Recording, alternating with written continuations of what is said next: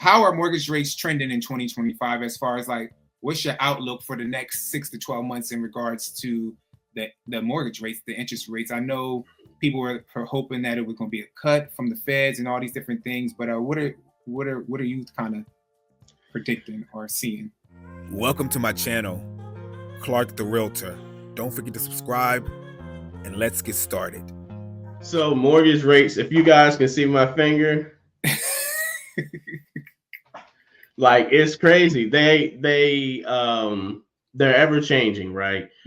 In terms of what do I see, I think we maintain the same uncertainty, right?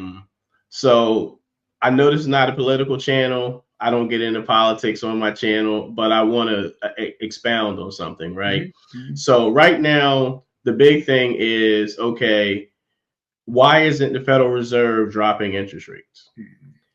I want to educate you guys. So when the Federal Reserve drops interest rates, that doesn't have a direct effect on mortgage interest rates.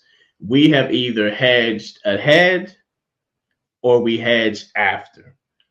The Federal Reserve dropping interest rates affects your student loan debt, car interest rates, credit cards, home equity lines of credit, those type of things. Mortgage interest rates are affected by the 10-year bonds. So if the 10-year bonds are trending upward, then meaning more people are securitizing it with bonds, we're going to see lower interest rates. Typically, that's off of the stock market not doing well because investors want to put their money somewhere, right? Mm-hmm. So the big thing is, hey, the Federal Reserve is not dropping rates. Inflation was higher when they dropped rates last year. Why isn't this guy dropping rates? And it's because he said he's hedging it because he's afraid of what the tariffs would do. Example, last year, the Federal Reserve dropped interest rates in September by a quarter.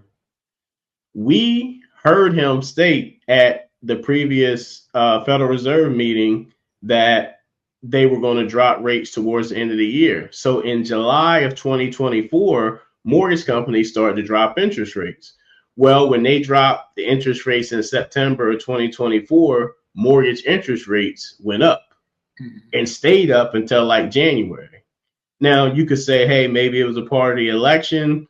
Okay, the election was over and interest rates continue to go up. Mm-hmm. So, those two things don't go together. And if they do, we are ahead of that curve or we'll see an effect further down the road. What do I see for rates?